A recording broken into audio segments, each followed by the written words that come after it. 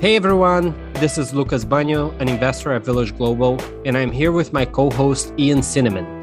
Welcome to Solarpunk. In this podcast, we cover topics related to space and defense and discuss how technology can contribute to a better and safer world. Delian is a principal at Founders Fund and co-founder and president of Varda Space Industries, which is building the world's first space factories. Before joining Founders Fund, he was a principal at Coastal Ventures, head of growth at Teespring, and founder of a healthcare company called Nightingale. Delian is Bulgarian, attended MIT, and likes to ski and play soccer. Delian, welcome. Thanks so much for having me, guys. I love sometimes it's funny to be out of body and hear somebody else read your bio. Hey,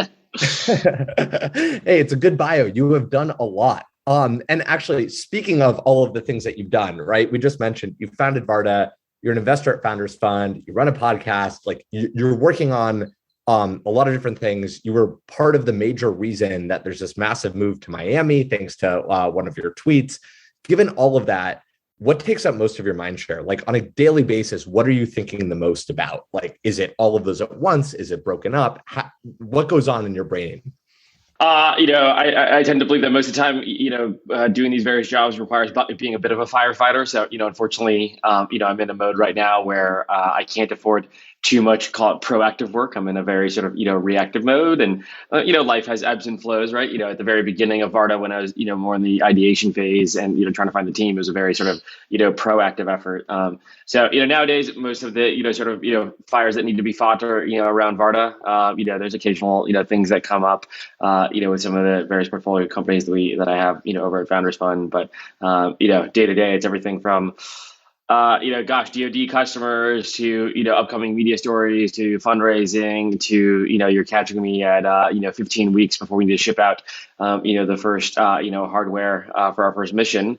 And today is actually, CDR, critical design review, which is effectively sort of the last design review with, all of our sort of key vendors. So, it's 12 hours of basically lots of engineers talking about every single nitty gritty little aspect. And so we're in the midst of structural qualification campaigns and how to make sure that the primary structures can, survive the vibrations of the launch environment, amongst many other things. Well, we're lucky we could pull you out of that for a few minutes to chat with you about all of this, but that's a massive milestone for any hardware company, especially you guys. So congrats on hitting that today. Super excited about it. And Delian, as a fellow immigrant, you've always talked about the importance of, investing in building companies that either work with the government or, that are in the defense and space industries. What drives you and why is that important to you? Yeah, I think it comes from like a sort of multitude of motivations. The sort of core and primary one being that I feel very grateful that I was born in a country that is effectively still very much so a second world country. Bulgaria's GDP per capita is roughly $14,000 even today, let alone when I was born, when it was far lower with the fall of the Soviet Union.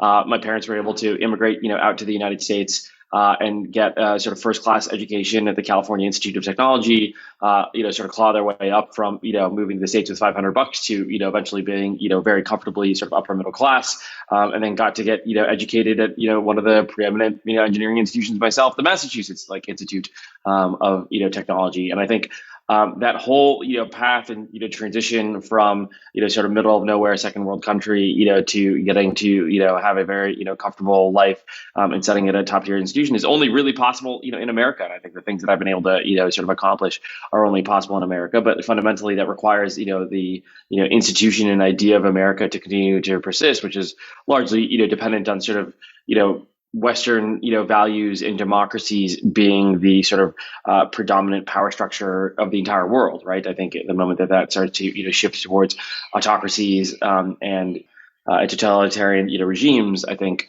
for people to sort of go through that same experience. And so, the course of my life, I think, become in some ways, even prouder and prouder to be an American and want to, believe more in defending those ideals. And at the same time, over the course of, call it the, last 20 years, the shift towards more Western democratic, values is actually reversed. Right now, if you study since, roughly 2005, there have only been, more cities and a larger percentage of the population on Earth that is, currently being ruled by an autocratic, regime. And so it's not, the default is not that the world will end up being, democratic and free, let alone as we start to introduce more and more, technologies and, potential sort of spheres of influence, right?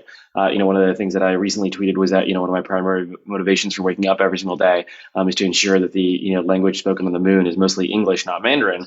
Now that had little to do with the languages and more so to do with the sort of, values that those, languages represent, English being the sort of Western democratic values and, Chinese being the values of the CCP. Well, how does one ensure that, those types of, values persist? I tend to believe in that the only way that sort of peace and democratic values get spread is through strength. And strength, today comes through technological superiority. We have two near-peer adversaries, China and Russia. They're, incredibly, competent and they're incredibly technologically advanced. And, the only way to stay ahead of them is to be one step ahead of them on technologies. Right now, there are certain areas of technology where we're actually fighting from behind, right? Both, China and, North Korea supposedly, have now demonstrated, hypersonic, targeted, weapons, glide vehicles that the United States currently does not have the ability to fly, let alone actually, shoot down or prevent, from hitting a target on U.S. soil. And so I think what most people don't appreciate is that China hypersonic glide vehicle with a little bit better targeting could hit the White House, kill the president, and we would have no way of defending against that. And so we need to catch up to them, technologically, both in areas that we're behind and maintain a step ahead. At the same time, in Western capitalist democracies right now, the sort of tip of the technological sphere and where sort of the boundaries get pushed is no longer within national labs, the DoD, DARPA, et cetera. That is where it was for a very long time. But now if you study it across AI, quantum, material science, aerospace, et cetera, all of these sort of, or most of the boundaries of technologies are currently, getting pushed through largely, private industry and largely venture-backed startups. And so I think it's, sort of, fundamental to, sort of protecting our way of life. I think actually, VCs have a sort of moral obligation towards funding these types of, dual use companies that are both working on technology, commercially that, provides large scale venture returns, but also allows us to stay a step ahead of these near peer, very competent and evil, adversaries that we face in the world. So yeah, long-winded answer to, Bulgarian immigrant believes that we should all be funding dual use. No, I love this. And, as you mentioned, it turns out we haven't reached the end of history and it's up to us to actually build these things. And out of all the things you could be doing in the industry, what made you want to start Varda? Yeah, I think, it was an idea that I had been, fascinated with, quite some time. I admit that the sort of earliest versions of it didn't quite look exactly like what Varda looks like today. It originally honestly got kicked off with the Lunar X Prize. I was in high school, Google launches this prize for okay, go to the moon, do something useful, take a photo, mine something, bring it back, and you get, sort of prizes along the way. And I think it mostly, sort of kicked off this line of thinking that I've been sort of obsessed with ever since, which is if you actually study the the human exploration over the course of our history, the settlements in the frontier has only ever become a sort of sustainable, or had a sustainable human presence when there's been strong economic incentives, right? The analogy that I like to give is the way that California became California wasn't because Lewis and Clark came here on a very large boat or lots of Lewis and Clarks came. Fundamentally, what ended up making California California was the gold rush, right? The economic incentive. And that, while it was great that there was a lot of people thinking about how do we explore the stars, I felt like there was not enough people thinking how do we industrialize or commercialize the stars. And so, the early versions of the idea were largely predicated of let's say, the Lunar X Prize, where there was asteroid mining, lunar ice mining, lunar exploration, light sails, things like that. But, over the course of spending, call it roughly a decade, sort of thinking about it, the idea ultimately realized that, while many of those ideas had potential promise, most of them just were not in the sort of near-term timeframes going to be commercially viable, and that the only one that really made sense was the sort of very first industrial step, which was basically what Varda is now doing, which is take raw materials from Earth, bring them up to a very, very low part of orbit that is relatively cheap to get to, fabricate them into a finished product that has higher performance because you're in microgravity, and then bring those materials back down. And once one creates an industrial process and supply chain, that sort of supports that, then those future ideas could become possible, right? Whether it's lunar ice mining or asteroid mining, et cetera. But that those just aren't possible. The way that I like to, sort of explain it is look, asteroid mining is exciting, But like, who's buying water in orbit? You know what I mean? Like, it's basically just the ISS. And like, yeah, okay, cool. You can like sell like tens or maybe hundreds of kilograms, maybe a month or something like that at best. It's just like not that large of a market. Difficult to like imagine venture scale. But if you have like space manufacturing platforms or orbital, stations that are operating that are at much larger scale than the ISS, well, then all of a sudden something like asteroid mining makes a lot more sense because there are people that actually want to, purchase, water in low Earth orbit. And so, I originally, largely wanted to, tackle this from sort of like an investment, perspective, given that there were a variety of people that had thought about this idea of like take raw materials from Earth, bring them up to microgravity, fabricate them into a, higher performance product.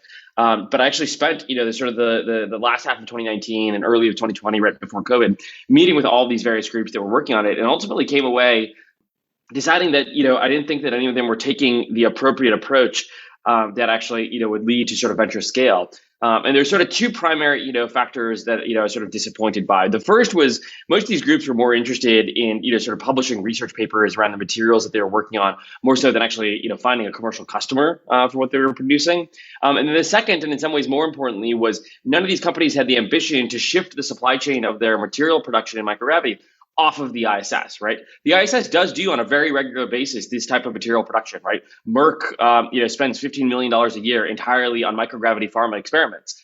Unfortunately, they can send very, very few of them, and it takes a very long time from like start to finish of any one particular experiment because the ISS fundamentally is like a bureaucratic research institution that is run like by multinationals, and there's like geopolitical implications for any decision that is made on there. That is not a step in a supply chain that is like reasonable for any commercial customer, right? If you actually need to be producing things at scale, nobody's going to be waiting on the timelines and the costs that the ISS provides. And going independent of the ISS to me felt like, yes, a tricky challenge, but not impossible. Versus all these groups that I talked to effectively felt like it was impossible. And so ultimately started to realize, sort of summer of 2020, I was like, unless I actually just do this myself, I fear that, in 2025, I'll be, sort of in this same situation where, I'll be looking around and be like, God damn it, still nobody has quite done this the right way. I figured out how to make this supply chain sort of independent of the ISS. So that's kind of, the high level reason why I ultimately decided to, rather than invest in something, start the company myself was, one, believing that sort of the only way that humanity's presence in the stars actually became sustainable was through industrialization. And then two, the best and nearest term way to industrialize was this microgravity production of certain materials, but that nobody really had the appropriate approach on that. And so I was like, well, I got to just, go after it the right way myself and put together the right team to go after it the right way and the funding as well. That's awesome. And to double click on the point that you made, there's dozens of reasons why space matters. There's a Elon Musk argument that it's the only way for humankind to actually prosper in the millions of years to come. There's the JFK argument that is aspirational. And there's dozens and dozens of other arguments, both economic and geopolitical, that generally are, under discussed. For you personally, why is space so important? I probably come at it like, I'm sort of like a brutal economist. Like there was one time where, an investor was asking me, what is sort of my motivation, for working on Varda. And I think they were a bit taken aback when I was like, I just want to make a fuck ton of money. And most importantly, I want to show that it's possible to make a fuck ton of money off of space manufacturing. And I don't think that's the answer. They were expecting like a much more like, hilly billy, alabala, mission dishing, kind of fucking answer. And I didn't provide that to them. But, I kind of land on it, sort of from that capitalistic perspective, which is just like, fundamentally, I actually think that capitalism is, predicated on sort of a non-zero sum game. And ultimately, while yes, we have clearly shown that we can extract productivity and resources and be, you don't have the, Milton sort of like overpopulation crowding, problem that people feared in like the 70s, but that fundamentally there is some sort of economic cap to like, what is possible on Earth. And that if all of a sudden sort of capitalism becomes a zero-sum game, I think it actually spirals in a direction that is not great for society. And the best way to sort of keep it as a non-zero-sum game is to expand sort of capitalism into sort of the solar system and then ultimately the galaxy and the universe. And so I come at it from like a truly sort of capitalistic perspective, which is partially why if you look at the sort of the one-liner mission of Varda that we define and repeat on a regular basis is Varda's core mission is to expand the economic bounds of humankind. Right? It is not the explorative bounds. It is not the physical bounds. It's not the spiritual bounds. It is not the multiplanetary make sure that we can survive on asteroid bounds. It is the economic bounds. Partially because I actually think that's the fastest way to accomplish all of those other things. Like as much as people might want to become multiplanetary because they believe in some core mission, I think people will much faster become multiplanetary if they think it's going to make them really rich. So amazing overview. To help people who are listening to this podcast better understand kind of the space economy and all of the different aspects, right? I think on one hand, people obviously, Elon does an amazing job with SpaceX, visualizing these launches and the returns of the rockets and all of that. We have the satellite industry. We have people who are doing things for Earth observation, actual manufacturing, et cetera. Can you help break down the space economy? Like, what are the different aspects in your mind? Where does Varda fit into that? What aspects of it are you touching, are you not touching? And then we can go in a little bit more after that into where you think there might be other opportunities for people, et cetera. Yeah, I mean, anytime that there's sort of a nascent new industry, getting built up, it can be, propped up with sort of massive amounts of funding and interest and engineers. But ultimately, in order to become, long-term sustainable, it needs to connect into the rest of the economy, right? Like, part of why, the early sort of, dot-com, sort of bubble and, crash happened was that these dot-com companies didn't have a connection back to sort of the quote unquote, core economy at the time, right? Versus when those ideas were in some ways, repeated 15 years later, they were much more integrated into sort of like the quote unquote rest of the, economy. And the same thing is very much so, true in space. I like to sometimes, bucket companies into, are they space companies that are sort of selling to other space companies, or are they space companies that are connecting to the rest of the economy? And while both are necessary, you should really track the growth of the latter to determine basically like how healthy is this ecosystem and sort of how long will survive if there were call it suddenly a collapse in investor interest. And so in the first sort of bucket companies of who are the space companies that largely sell to other space companies, there's effectively sort of two types there. There's the first, the rocket launchers, right? So SpaceX, Rocket Lab, Astra, et cetera, down the line. Those companies obviously sell to other space companies, and that they sell to largely, satellite operators and give them basically, rides up to orbit, as well as sell into, DoD and NASA, and also give DoD and NASA up to orbit.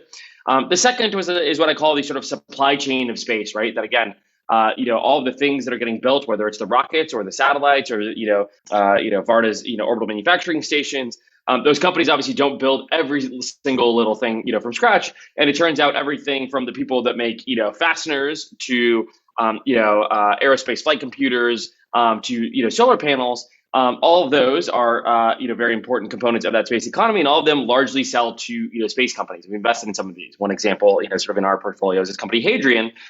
Parts. Turns out, I need like an aluminum bolt, as a part of our, sort of spacecraft at Varda. I can't just buy an aluminum bolt off the shelf because it turns out like I need to know that the tolerances, basically how precise that bolt has been manufactured, needs to be far, far more precise than even like an automotive bolt or something like that, right? And so the sort of machine shop that makes my bolt needs to be a very particular type of machine shop, and there's basically not that many of those. They're largely, predicated off of, sort of the Apollo era level of production, and it turns out in, today's day and age, there's so many more companies in the Apollo era that current sort of supply chain of aerospace machine shops is falling apart. So there's, old school, versions of that type of supply chain and new school ones that are funded by us.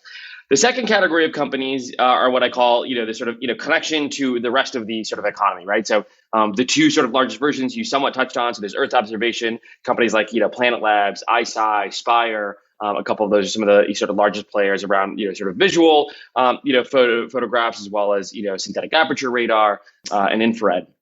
Those companies basically effectively, sell the, photos of the Earth to everything from the DoD to hedge fund traders that are trying to look at, okay, how many, ships are leaving, Chinese ports as a way to predict economic demand and to give them alpha, to, methane gas pipeline operators that are trying to look for methane gas leaks and are using satellite images rather than trying to, fly a helicopter or a plane over their, pipeline every couple of days.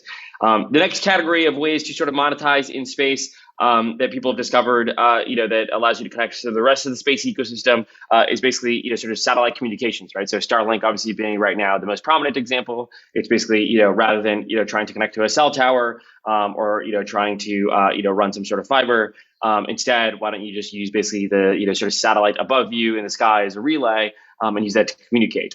That primarily, sort of those, types of satellite communications companies primarily don't sell to, you or I sitting in, downtown Miami, San Francisco, New York, et cetera, given that, those, cities have, really dense sort of communications infrastructure, but it typically means that you're in a more remote area. So whether it's, sort of remote individual using, sort of Starlink in the middle of Yellowstone National Park, a maritime, Voyager, a cruise ship or something like that using SES's, sort of satellite, constellation. And those are basically the only two ways that people have figured out how to monetize in space. Now, there are sort of, upcoming, sort of business models. So let's, maybe shift back to the upcoming business models that are sort of space companies for space. Now there's basically so many satellites up there. For the first time, you can kind of think about it as there's enough cars on the road that like you could actually justify building a gas station rather than everybody basically having their own, big old, gas tank. And so there's a handful of companies basically working, on sort of building those, sort of both orbital refueling stations, orbital servicing. So, if your, quote unquote car has a leak, if your satellite has a leak, you can go get that fixed rather than having to discard the satellite. So that's some of the more nascent business models that I think are near term and exciting on the like space companies that are selling to other space companies, and then the sort of space companies, the new business models that are space companies selling into the normal economy. I'd like to think that sort of Varda is obviously one of the most interesting in that we are not selling to other space companies. We're selling to people that purchase fiber optics, pharmaceuticals, semiconductors, these materials where we can produce them in much higher quality versions. But obviously most of our customers could give less of a shit about us being a space company. They just really like our materials. They don't know anything about aerospace. So those are kind of the, sort of rough breakdown of both the, current and future business models in space, and also sort of those two categories of like, is it a space company just selling to other space companies, which is like, great, it's infrastructure that's necessary, or is it space company selling into the quote unquote real economy, which is like, great, because that's what will make space sustainable in the long term, since it turns out, there's a lot more customers and, capitalists on Earth than there are in space. Incredible overview. So just to go a little bit further within that, one thing I'm curious about is what areas do you think are overhyped and what areas do you think are almost a little ignored or underhyped? And to dig in specifically on some things that resonated from you, what you said is, I think, for example, there's a lot of Earth observation companies that have now popped up. Do we need more? Do we need more launch companies? Is that overhyped, underhyped? Similarly, when we talk about things like Starlink and satellite communications, there's several companies working on all of that. Do you think that we're at the point of saturation, or we should still be thinking about what are other opportunities in those areas? Yeah, I think I would generally say that I think just like the first category is generally overhyped and overinvested into, and the second category is one that actually people are underappreciating sort of how much promise there is. And so I'm actually more of the opinion of like we don't really need many more launcher companies. At this point, I think there's like almost 100 companies that have raised north of 10 million of venture capital, and so I'm somewhat skeptical, and especially as sort of Starship starts to come online, that like there's going to be more than like 3 or 4 players. Like there's a reason that like there's only like Boeing and Airbus and like, maybe a small handful of others of like, aeroframe, manufacturers. And yes, there are more operators in that, right? United, Delta, et cetera. And maybe at some point regulators will step in and say that there needs to be a different manufacturer of the like rocket versus who operates the rocket, et cetera. But we're probably a ways away from that. But like fundamentally, it seems unlikely that there'll be more than, call it 3, maybe 4 players. And so I think that area is sort of like massively, overhyped.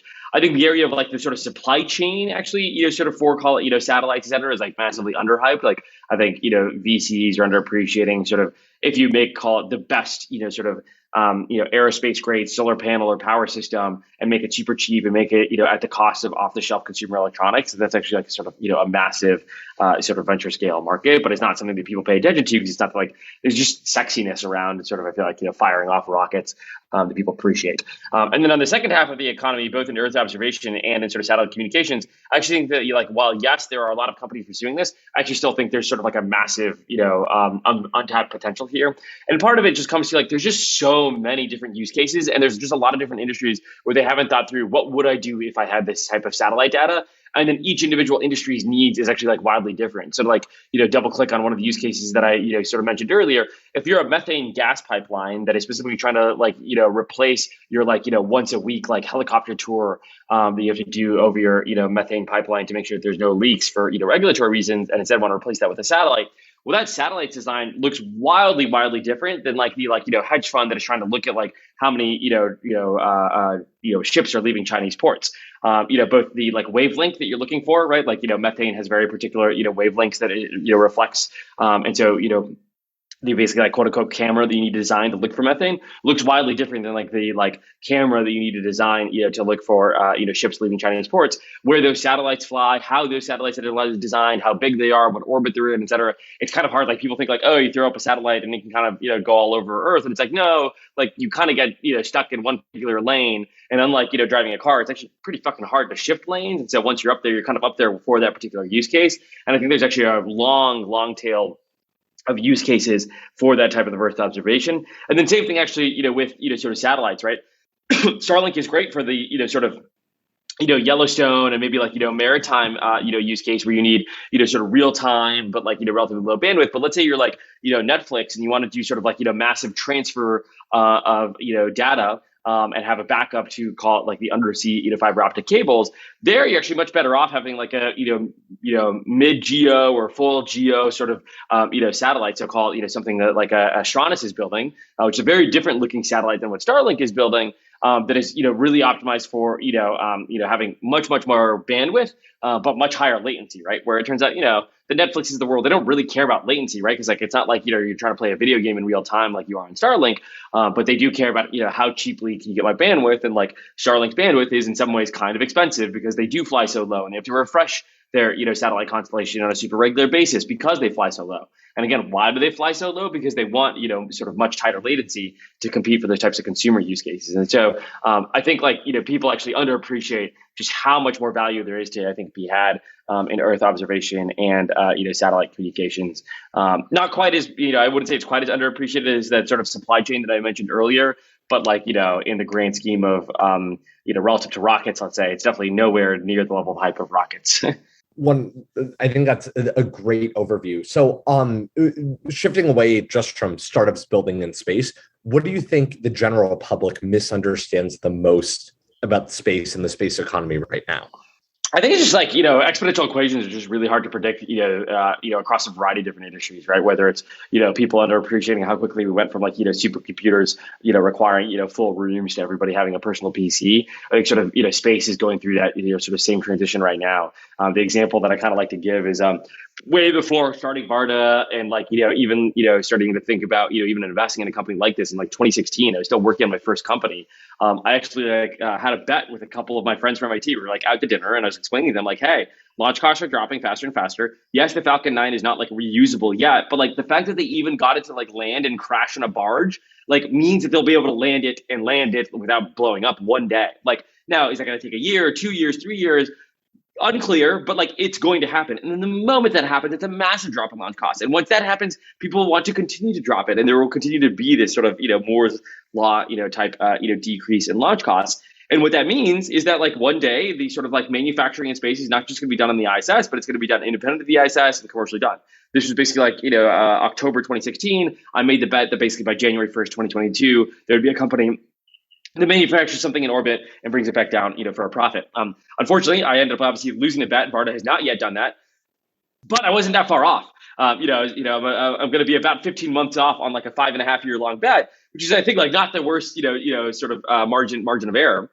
And so I think people underappreciate, the implications, and that like I felt like I had a decent understanding, and even then I've been maybe surprised by how sort of quickly and reusable sort of Falcon 9 has become.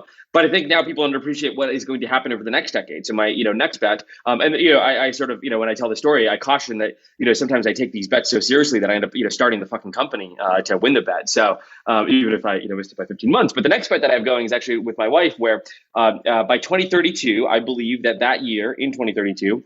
There will be at least 100 humans on Earth that spend over a day in space. So it's not just like a quick, sort of roller coaster ride. And that those people aren't billionaires, but they have less than 100 million in net worth. So they're centimillionaires that are scraping by rather than just the billionaires. I did caution my wife though that if the bet's starting to come to close to fruition, I may have to start the company to go ensure that. But just with Starship and some of these other vehicles coming online, I think people underappreciate just like how cheap it's going to be able to run a sort of like commercial LEO sort of space station and eventually turn that into a hotel, and how quickly the number of humans sort of in space will ramp up. I mean, we already had a point where I think it was this sort of past summer where there was a couple of Dragons in orbit, the Chinese station was in orbit, and we had the sort of Blue Origin sort of rocket going up. And I think at one point there was actually 24 people in orbit. And so it's like, okay, we currently had 24, right, at one time. If you raise that exponentially and then eventually say, okay, beyond just astronauts, who are these 100 people that are there just for tourist basis, it almost feels certain that by 2032, I was like, no question, I might even take that bet on a shorter time frame. So I think that's the type of stuff that people underappreciate. And it's not just the launch costs. It's the fact that like as more rockets are built, rocket engines get cheaper. As rocket engines get cheaper, being able to move around in space gets cheaper. As people have cheaper moving around in space, people send more satellites. As there's more satellites, the solar panels get cheaper. As the solar panels get cheaper, people send more and more. You send up these manufacturing stations. And so it's not just the launch cost, it's all aspects of the ecosystem just massively dropping in cost and increasing in cadence as it becomes just a larger and larger commercial economy. I think hearing Elon last week announce that at scale, Starship will end up costing around $1 million a launch was mind blowing, right? Like think of sending 100 people up for $1 million. I mean, the equations completely change. So last question for you on kind of the space industry and economy as a whole. We've talked about all of the amazing positives that come out of that. What are the risk factors here, right? We saw Russia with their ASAT. China's done that before. Like, do you worry about that? Do you think that's something that's top of mind for you when you're like, even for Varda, are you worried about those risk factors, or do you think the danger of all of that is somewhat overblown? While obviously like the Russia ASAT test, has led to like real operational challenges, like there are multiple constellations that have had to, sort of move out of the way. The ISS has had to do some maneuvers. I think in the grand scheme of things, I still think it's like a largely overblown worry.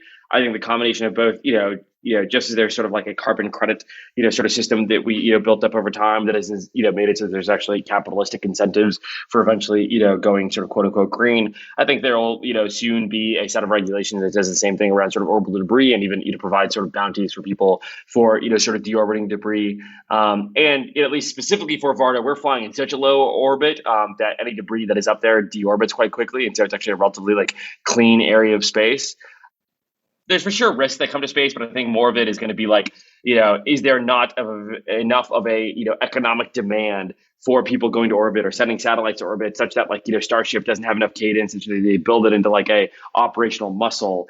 And that makes it so that, Starship goes by the wayside like the space shuttle did, where there just wasn't enough demand to actually, sort of justify, sort of keeping it up on a regular basis. That's the type of stuff that keeps me, up at night and worried is just like, can we grow that sort of space economy quickly enough to connect with the rest of the economy while we're building up all this infrastructure? You don't want to just let the infrastructure languish, right? Like, the reason, the railroads succeeded is because, people had oil to transport on them because like there wasn't enough people to transport it on them and actually justify it. And that's how, sort of, the railroad system in the United States eventually grew. Same thing with space, right? Like, yeah, sending 100 people up is interesting, but at the end of the day, like you got to build the oil because the oil is going to be 99% of the sort of justification for going up and down, not just, tourism.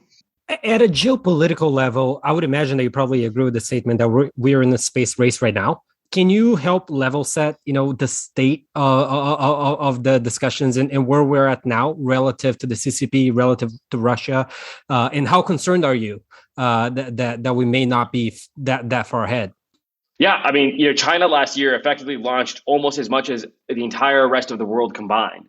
And they effectively managed to get their hands on Falcon 9, designs and effectively build an exact replica. They haven't figured out how to make it reusable yet because it turns out that comes with a little bit more, software and, avionics and, sensor know-how. But they clearly have a willingness to just, pump tons and tons of dollars into it. Now, we did actually, sort of send up more mass than they did, right? So, in total, the United States is still sort of, far ahead of, China on a mass basis, but not by like a massive amount, not by like 10x or anything. And China's, sort of mass to, orbit is growing quite quickly. China's also, decided to actually send up, their own independent space station. And, they, have a rotating crew of 2-3 astronauts at a time that are operating it. And they're, sort of the first, country, outside of the, ISS to basically be able to run their own independent space station.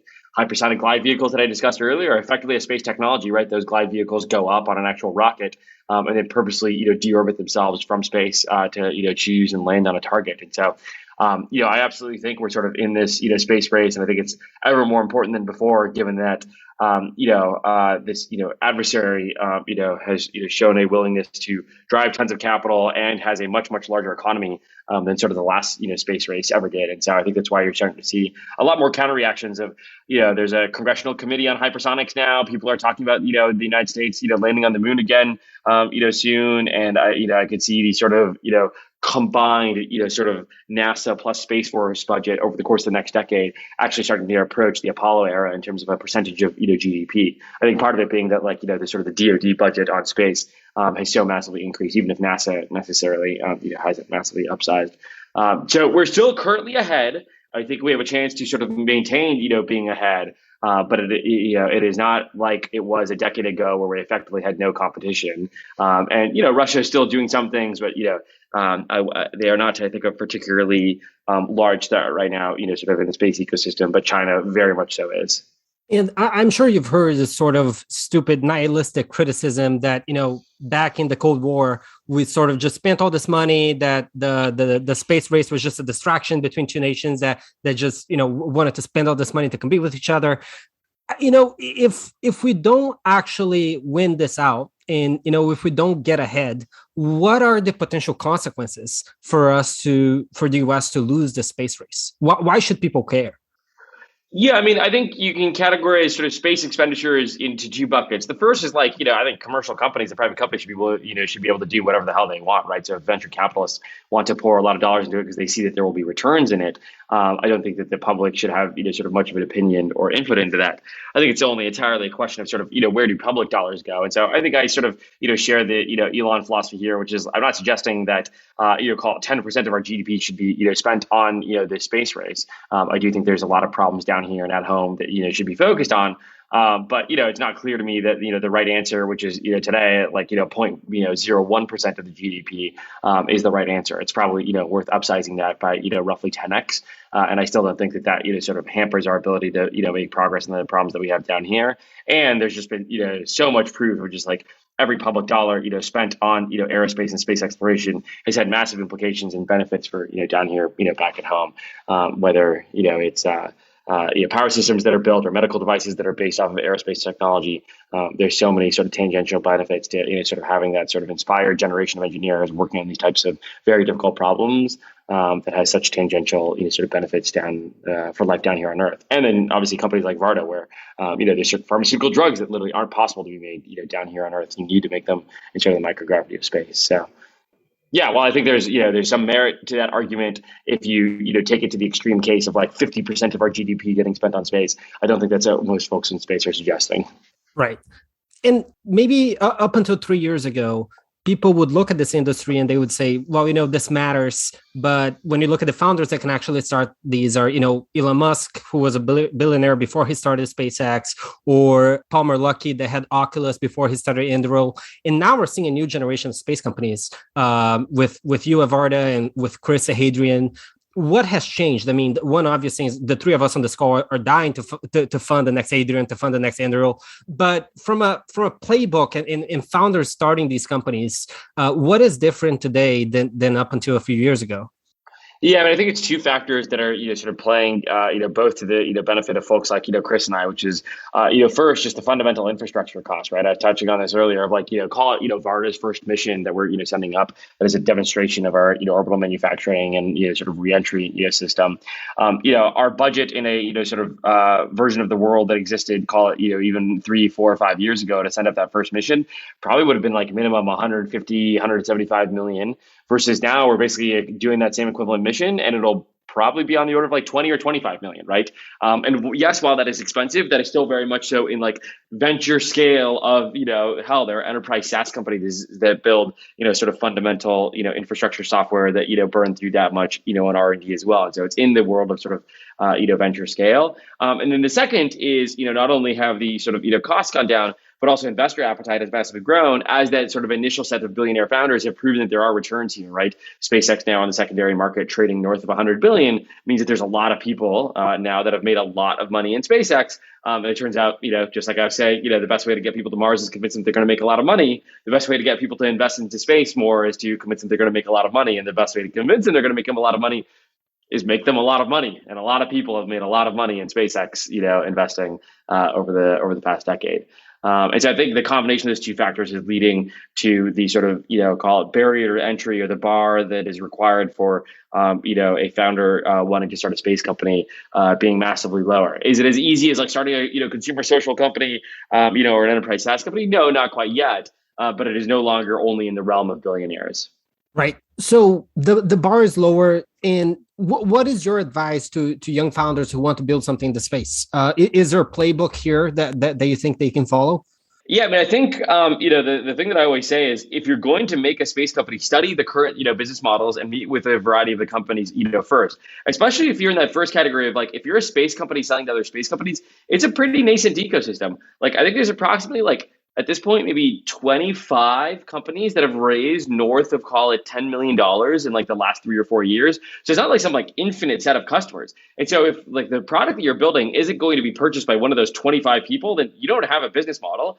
And if it is, then you do. And like a lot of investors will very enthusiastically end up funding you. And so I typically encourage people like, if you can't necessarily or have the interest or the patience or, ability to, go join a commercial space company and learn it from the inside of a pre-existing player, then go and meet with as many of the pre-existing players, understand their business models and use that type of feedback to formulate it. I think a lot of people will say like, I want to start a space company. And they sort of start in like a, sort of vacuum where they haven't really, sort of considered sort of what is out there and who is building, sort of successful sort of commercial space business models today.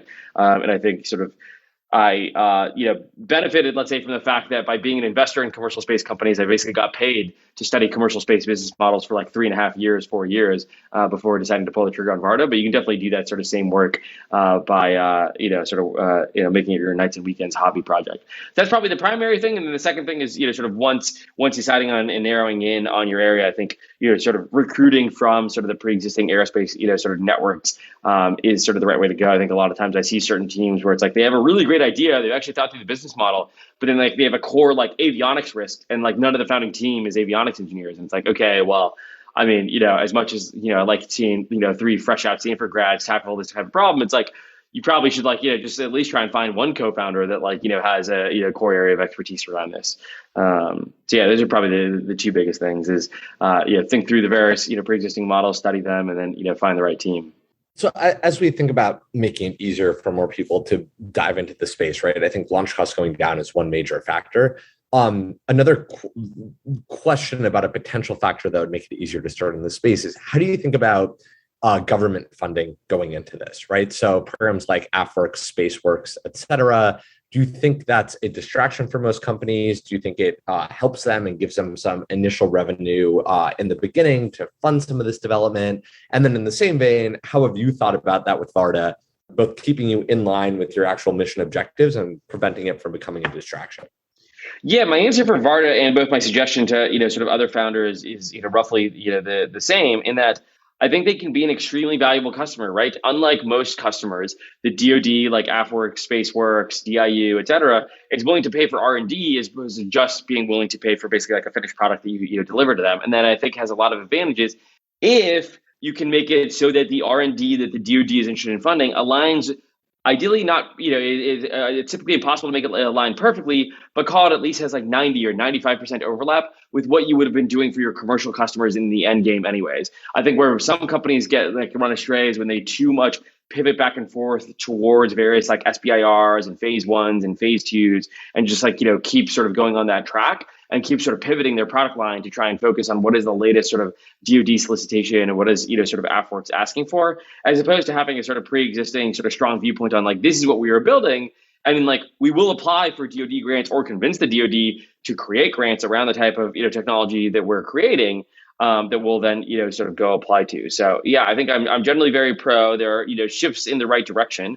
Is it, the perfect end all, or has the, has the DoD shifted enough? Still not yet, right? I think like programs like, AFWERX and StratFi do now provide a path towards, call it 40, 50, $60 million of, sort of DoD funding that offsets, R&D dollars. But I still don't think there's a great path towards from taking those sort of R&D programs and then eventually translating that to an operational program of record. And so there's this sort of classic sort of what's called the quote unquote valley of death between these sort of R&D arms of the DoD versus the actual operational arms, where they don't end up despite giving these sort of startups lots and lots of capital to work on this R&D, they ultimately never end up giving that same startup any type of operational contract, and so the startup ends up folding because they end up focusing too much on the DoD. So still lots of work ahead of us. But yeah, it's definitely something that we think about actively at Varda, in that we do have a variety of programs going with the DoD on a couple different pieces of technology, but they are again very much in the roadmap of what we were building for our own commercial needs. And they've been phenomenal splitters, not only in dollars, but also it turns out like when we needed a heat shield material, or we needed hypersonic modeling data around what would it look like when we went through reentry. It turns out sort of the Air Force and NASA were able to massively speed up our engineering roadmap, and so there's somewhat of a two-way street of like not only did they help us with sort of capital and offsetting R&D, but it wasn't just the capital, it was also the expertise that they were bringing to us, and then vice versa, the expertise and product and eventual technology that we were bringing to them. And Delian, how can founders help push the space industry forward, even if they don't have a deeply technical background? Yeah, I mean, I think building a company is building a company. Like every aerospace company has a lot of the same challenges that enterprise SaaS does. Whether it's FP&A, whether it's fundraising, whether it's comms, whether it's biz ops, customer engagement, customer success, all these things that exist at like a Splunk or a Snowflake also exist at a SpaceX or a Varda, right? These same types of challenges exist, and so there are plenty of folks sort of on the Varda team that have come from very sort of non-traditional, quote unquote, deep tech backgrounds, and so I think sort of joining one of these companies is by far sort of the best way to do it, and then starting a company with a set of maybe, I think there are a lot of founders in the Silicon Valley ecosystem that maybe understand fundraising and team building super well, and a lot of SpaceX engineers that don't necessarily understand, fundraising and team building super well, but understand a very particular piece of technology super well, and sort of pairing up with somebody like that to, sort of help bring their technology to market is, I think, another way that people can really focus. There's definitely a whole, cadre of, folks that, grind through their time at SpaceX and then, want to start a company, but don't necessarily know how to. Right. And today we covered a lot of the challenges, both in the industry, but also at a geopolitical level with an adversary that perhaps presents the biggest challenge that the United States has ever faced, which is manifesting itself in the space industry, but also in many other ways. What keeps you optimistic? I think fundamentally, it's like if you study, all of the underlying inputs into the space ecosystem, right? Whether it's the dollars that are flowing into it, the number of engineers that are getting trained up, Cornell's and Purdue's aerospace program graduates per year. All of these things are only continuing to increase. Like, yes, there are certain areas where we're a bit behind, right? China actually has better hypersonic PhD programs than we do. But fundamentally, we are much more likely to have a Starship online way, way earlier than they have anything, like that online.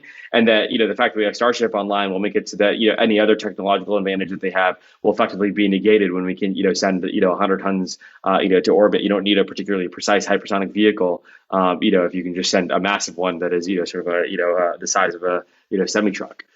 And so I think the combination of just both the underlying inputs, as well as there is this sort of shifting tune in the DoD to try to work with more of these sort of commercial backed players, and there's more of an understanding in the DoD that what they have is fundamentally an adoption problem, not an innovation problem, right? DoD used to need to pay for innovation, whereas now the innovation is happening, and now the DoD just needs to optimize their adoption of these sort of fundamental new technologies that startups are bringing to market. And there are sort of early sort of strong signals for that as well, right? Programs like Stratify just didn't exist in the 3, 4, or 5 years ago, right? Being able to give a sort of startup RD&T offset funding on the order of $30 million just wasn't possible before you sort of got capped out in a sort of 3, 4, 5, maybe max $10 million range. And so, I hope that then gets increased to, future programs that are on the order of $300 million. But the fact that we've gone from, 5 to 10 million to 30 million in just, 3, 4 years is a really, promising signal as well. And I think not only, DoD, but also, congressional representatives and senators, et cetera, are also starting to, pay attention to this world as they start to realize, how important it is for us to maintain this technological advantage. So, while there's definitely stuff that, spooks me or I get worried about in the grand scheme of things, I think America is the greatest country on earth, and I think we will continue to be. I love that. So for all of our listeners who care about Western ideals, the future of our country, and all of these values, if you were to give them some advice, knowing that some of them might already have their own company that they're building or going down their own path, what advice would you give them on how to kind of further those underlying values that drive all of us? Yeah, I mean, sometimes one of the simplest things that I like to say is just like hang up a damn American flag in your office. Like, I think it's like, I think too many times right now, whether it's like patriotism or nationalism or, just the American flag are somehow seen as like this like non-cachet thing. And I think it's like incredibly important that we're all proudly, sort of patriotic. It's an incredible country that we've, built in a very short period of time. And yet, somehow you walk around, sort of liberal San Francisco, Silicon Valley, and you can't see a single, damn, sort of, American flag hanging, in any office or any home. And so that's one of the, the simplest ways. And I think the other is just, vote for the, politicians and, donate to them that, sort of represent these underlying values, the ones that are sort of pro-America, pro-skilled immigration, pro-technology, not the ones that are, think that, sort of humanity is a blight on the earth and, needs to be removed. I think that's the exact sort of opposite, sort of form of thinking that we need today. And so I think there's, sort of plenty of ways to, have that effect and, start to, sort of contribute, even if you're not necessarily working in aerospace or dual use defense. Delian, this has been incredible. As every time we chat, I feel like I learned something new. So thank you so much for taking the time. We're really excited to get this out. Thanks so much for having me. Thanks for listening. Check us out at villageglobal.vc, where you can find links and other information about today's episode.